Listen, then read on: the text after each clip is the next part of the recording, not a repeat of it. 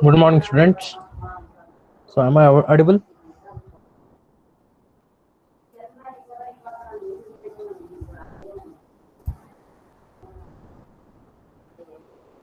Am I audible? Yes, sir. Okay, fine. So, in my last class, I think I had completed my discussion on the uh, engineering properties. Is it not? So, in today's class, we shall start our discussion on the igneous rocks, that is granite, dolerite, basalt, pumice, and granite porphyry.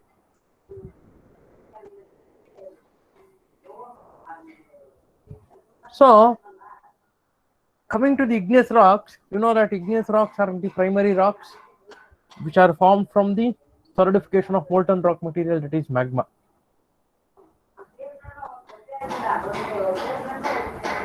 It is formed from the cooling of the magma or the rock material.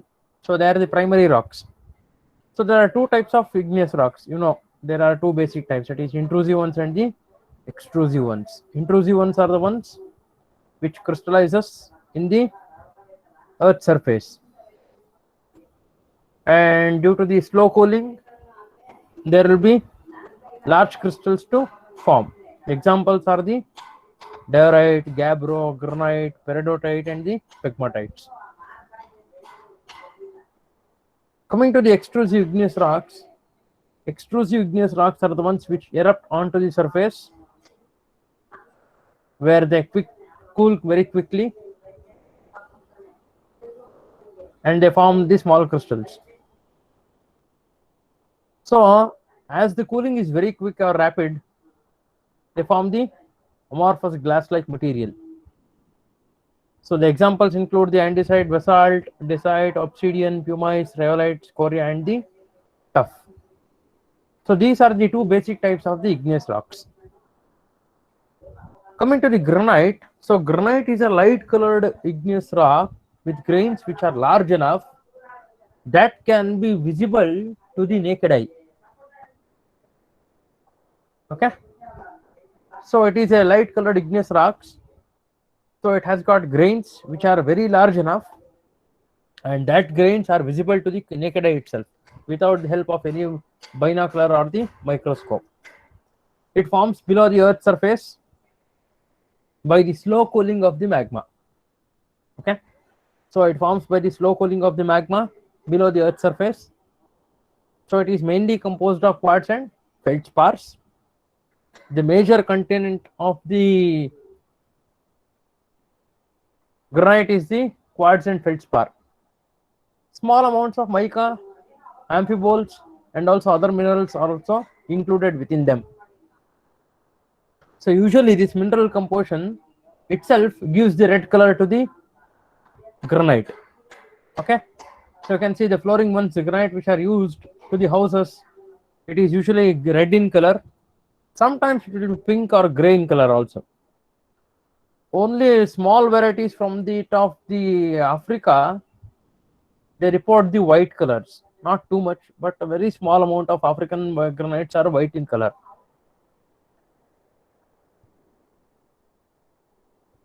Rest are the red, pink, gray colors. Okay, and they contain or they may not contain the dark mineral grains, and that will be visible throughout the rock. Okay, just like your watermelon, how the seeds are dismembered within the whole fruit of the rock watermelon, similarly the dark minerals will be dismembered throughout the granitic rock. So these are the granitic rocks.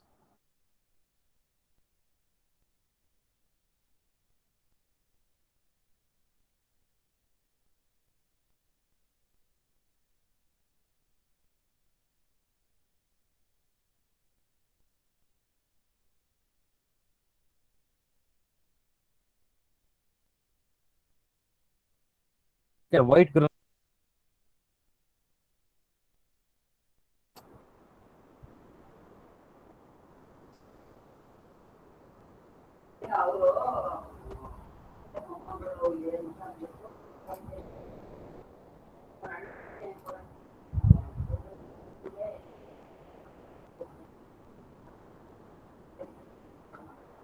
So coming to the uses of the granite,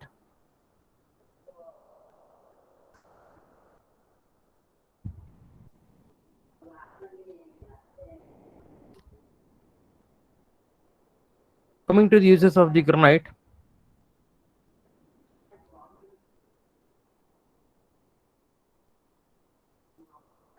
so it is a rock that is most often quarried as a dimension stone. It's a natural rock material that can be cut into blocks or slabs of specific length, width, and thickness. So granite is hard enough to resist the abrasion. It can resist the abrasion action. It is very strong enough to bear the significant weight, and it is inert enough to resist the weathering. And also it accepts a very beautiful polish. You can see the flooring materials that are granites are being used do have got a very beautiful polish. So characteristics of all these enough, it is very desirable to use as a dimension stone. It's a hard rock which resists abrasion. It is very strong enough to bear weight. It is inert to weathering, chemical weathering or physical weathering. There is no effect of weathering on the either from the atmosphere or any chemicals do have any reaction on the granites. And also the polishedness makes it a very important dimension stone. So this is one where you can find in America. It's called Mount Rushmore, where it's a huge granitic mountain. It is found in the Black Hills in South Dakota. People usually go there to see these sculptures.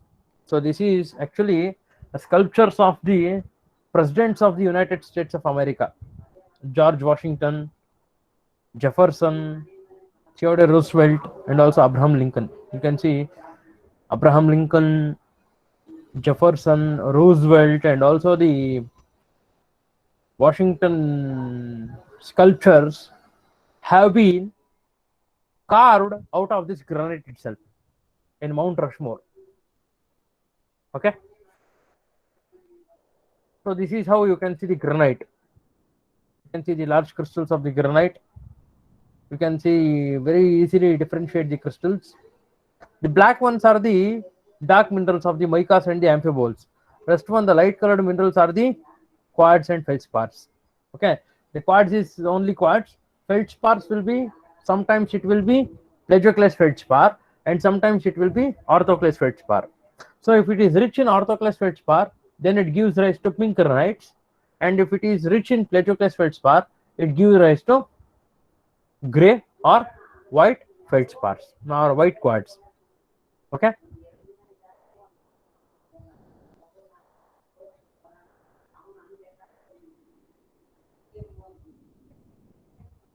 It is rich in pink feldspar, that is orthoclase feldspar, then it gives rise to pink granite. If it is rich in the plagioclase feldspar, which are usually white in color, then it gives rise to gray granites. Okay, so this is one more use of your feldspar, wherein they use as a stone egg, like your paperweights. Okay.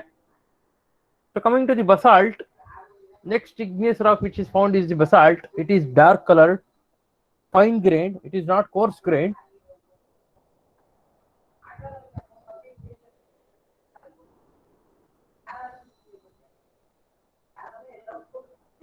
It is dark colored. It is fine grained, which is igneous rock, which is composed mainly of plagioclase feldspar and the pyroxene minerals. Okay. It mostly forms as extrusive rock, such as a lava flows, and also it can form a small intrusion also, like a dike or a sill, but mainly it is found as a extrusive rock itself. It has a composition similar to that of the gabbro. Gabbro and the basalt are always equivalent. Granite and rhyolite are equivalent. So a difference between basalt and gabbro is that basalt is fine grained, whereas gabbro is a coarse grained rock. So Earth's most abundant bedrock is the basalt itself, because the seafloor, especially the seafloor, is mainly composed of much abundant of the basalts, the seafloor. And also you can find the basalt even on Moon and Mars. This is very important one. The basalt is also found on Moon and the Mars also. So this is one of the volcano that is found on the Mars, which is called as Olympus Mons volcano. So this is a shield volcano. So shield volcano means it had erupted once and in future it may erupt. So there are three types of volcanoes. One is active volcano, one is a dormant volcano, and another one is a shield volcano. Active volcanoes are the ones wherein the volcanic activity is continuous in nature. If it is a shield volcano, then it has erupted once, but in future we don't know, it may erupt once again. Whereas a dormant volcano is one which has erupted long time ago and has not got the capacity to erupt once again. So in India, in Nicobar Island, you can find one dormant volcano in the Mount Indira. There is a place called Mount Indira, Indra Point, where there is a volcano, dormant volcano, which had erupted once and further it will never erupt. Mount Fujiyama in Japan, it's an active volcano. Every now and then, it's even Hawaiian Islands, it's active volcano. You can always expect the volcano to erupt every now and then. But this is one of the shield volcano that is found in the Mars, which is composed of basalt and has got enormous amount of calderas at the summit. So it's the highest topographic feature on the Mars. So the highest topographic feature on the Earth is the Mount Everest, which is 8,848 meters or 8.8 kilometers. Highest topographic feature on the Earth is Mount Everest. And also similarly, the highest topographic feature on the Mars is the Olympus Mons volcano. And it is the largest known volcano in the entire solar system. So this is very important. So this is the entire largest volcano in our entire solar system. It is about 375 miles, that is 600 kilometers in diameter. Okay, it has the diameter itself of the volcano is 600 kilometers. You just imagine. If you have to go encircle the volcano, you have to travel 600 kilometers. Okay, and the height itself is 25 kilometers. Mount Everest is only 8.8 kilometers. This is thrice as Mount Everest. It is 25 kilometers. Okay, so this is one captured by the NASA Mars orbiter camera image. Okay, and also you can see the seafloor pillow basalts. In my last class, I was telling something about the pillow basalt, Mardihalli, a place called Chitradurga. A place near Chitradurga, Mardihalli, where we can find the pillow lava structure. Is it not? Even the seafloor has got such pillow basalts on a huge quantity, on a very enormous quantity. On a very huge quantity, you can find these seafloor pillow basalts. Okay. So one more thing, the Roman theater, which is found in Bosra, Syria.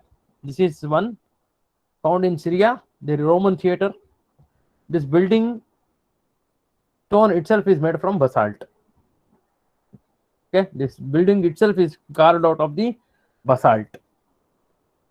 And also basalt is also used as a paving stones on street of a Rome, Italy. So if the abundance of the basalt is very high, then you can find them uses in this way also. It will be used in the road pavements, and some of the structures also are carved out of the basalt itself. In India, you can find like your Ajanta, the Ellora caves, the Elephanta caves are being carved out of the basalt itself. Okay, so the Ajanta caves and the Ellora caves, beautiful Kailashnath temple in the Ellora have been carved out of this basalt itself.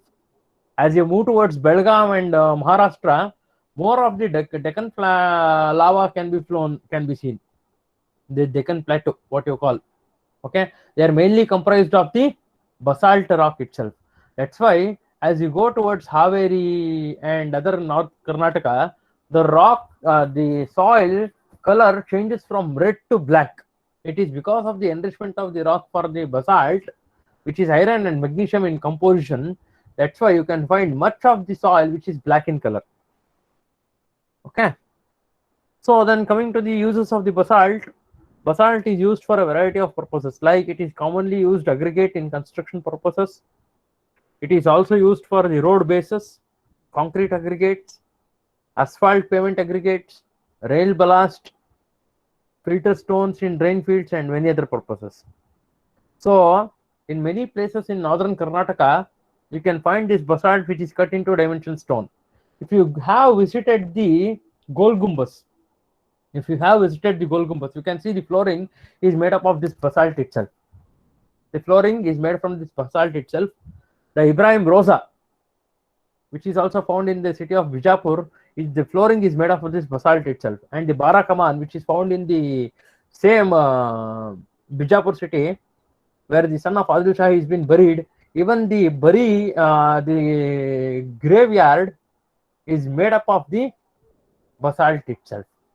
That shows that our ancestors had knew this application of this basalt. Okay, they can be used as a dimension stone. They were used into flooring tiles. They are also cut and polished and used as a flooring tiles, building veneer, monuments, and other stone objects. Okay, the monuments, the beautiful one are the ones that are found in the Golgumbas. You can find them on the flooring. Okay, and also in the Ibrahim Roza, where you can find them on the floorings. Okay, the monuments, the very beautiful Kailashnath temple, it is being carved out of your basalt itself. The Belur and Halebeedu, parts of the Belur and Halebeedu are being carved out of this basalt itself. Parts, not the entire temple, but some of the parts of the Belur and Halebeedu are being carved out of this basalt itself. Okay, the very famous Lakshmi Narasimha Swami temple in Bhadravati, they are also being carved out of the basalt itself. Not the entire temple, but the part of them are being carved out of this itself. The pillars which you can find in the temple of the Hoysala texture, Hoysala heart, wherein if you can find them, you can find the pillars. Okay, the pillars are still shining to even to today, which suggests that they were made up of the basalt itself. Even the pillars which are used in Halebeedu and Beluru, even in Bhadravati, you can see that the shining is still not gone.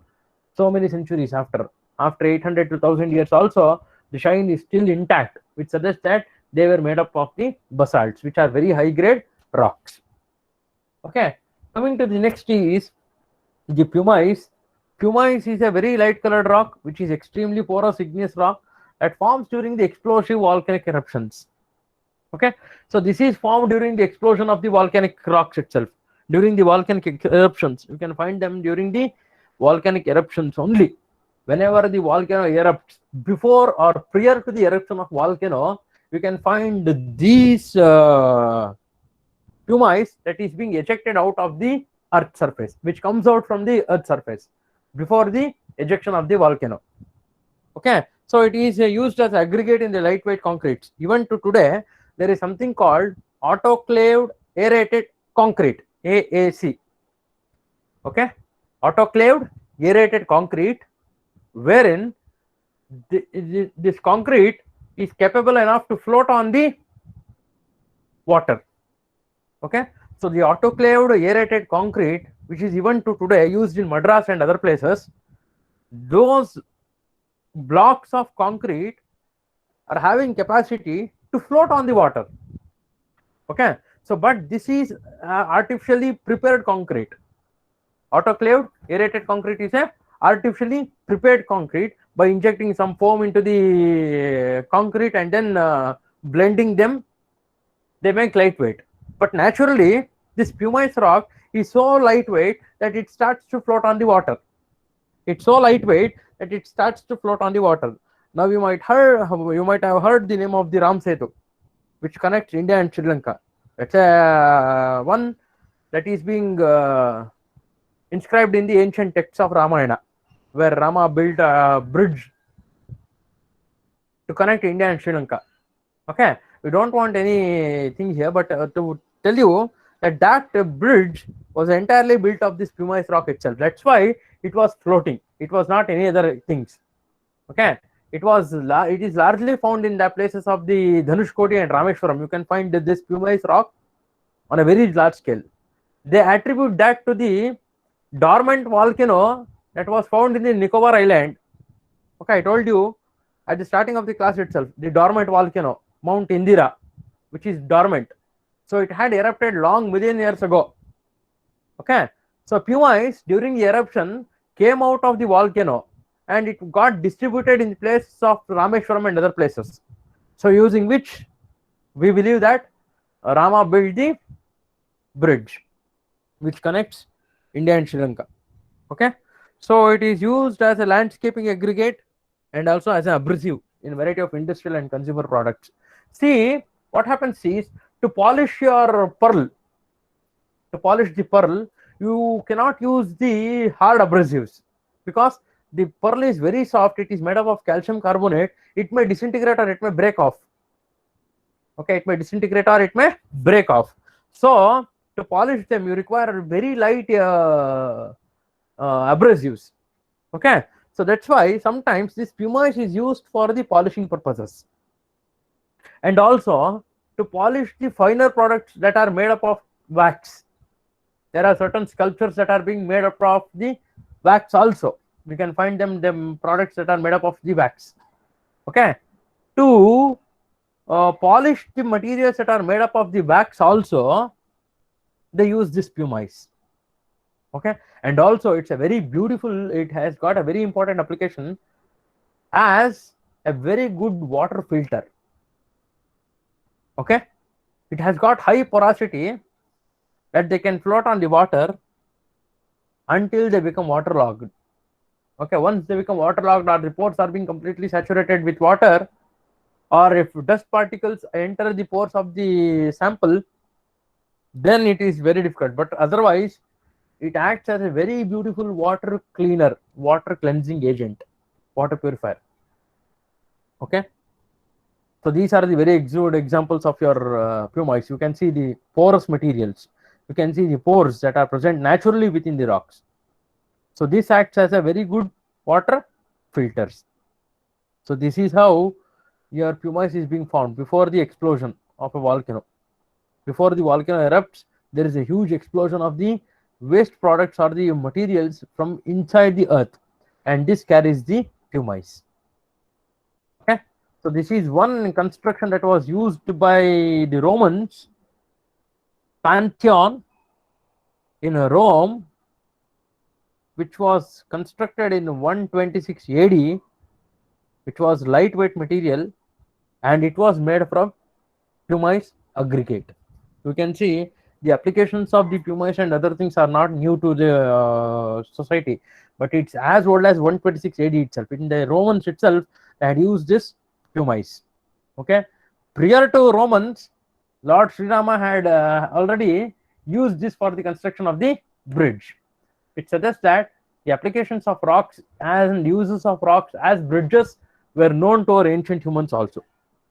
Okay, so it has got a very low specific gravity. So there is huge number of vesicles present in the pumice, and they have got thin walls between them, which gives them a very low specific gravity. So that's why it has got the ability to float on the water. Okay, so uses of the pumice as abrasive condition in conditioning stone washed denim. That is what I called you for your other ones. As a liquid soap, lava soap. It's also called as a lava soaps. See, what happens is there in factories, in iron steel industries, there is a lot of oil that is being applied to the cloths and the hands and other places. So to remove them, they use this pumice itself, pumice ones. It's also used as abrasive in pencil erasers. Okay, abrasive in skin exfoliating products. So they have to remove the, I don't know, they will remove the makeups. Okay, to remove the makeups, the mascara and other things which they apply. To remove the makeups also, it's used as abrasive. Okay, so it's used as a fine abrasive which is used for polishing. As I told you, for the wax materials or the wax sculptures, candle sculptures, you know that many people has got this they make the wax sculptures of many great people. Okay, for the fine polishing of the wax sculptures they use this pumice only. Okay, so for the snow covered roads it is used as a traction material. Traction means something where you cannot expect the friction to happen. Okay, so it's used as absorbent in cat litter, and also fine grained filter media, and also lightweight filler for the pottery clay. So these are the very important uses of the pumice. Coming to the final one is the granite porphyry. So you can see porphyry means it is large crystals or the phenocrysts are embedded within the ground mass. So this texture is called as a porphyritic texture. You can see the large crystals. These large crystals are also called as a phenocryst. Phenocrysts. Phenocrysts. Okay. So these phenocrysts, what happens is they are embedded within the fine mass, fine ground mass. So this texture is called as a porphyritic texture. So this porphyritic texture gives rise to two cooling of the magma, two sides cooling of a magma. Okay. So the ground mass cools down very rapidly. So one portion of the magma is being on the top of the surface, and another portion of the magma is left behind, wherein there are two-stage cooling of the magma, which results in the formation of this porphyry texture. Okay, so these are certain examples for your porphyry texture. So I have finished this class here. If you have got any questions, you can ask me now.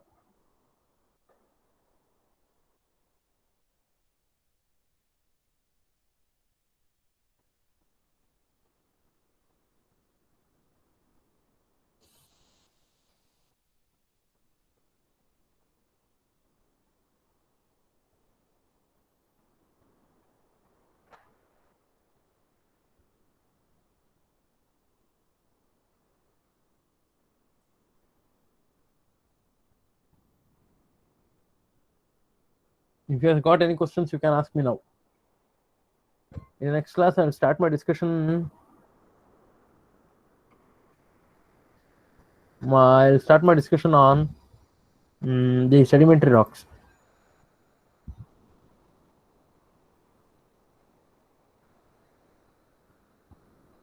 So if there is no questions, you can drop your attendance names in the chat box. We shall continue discussion in next class. Thank you.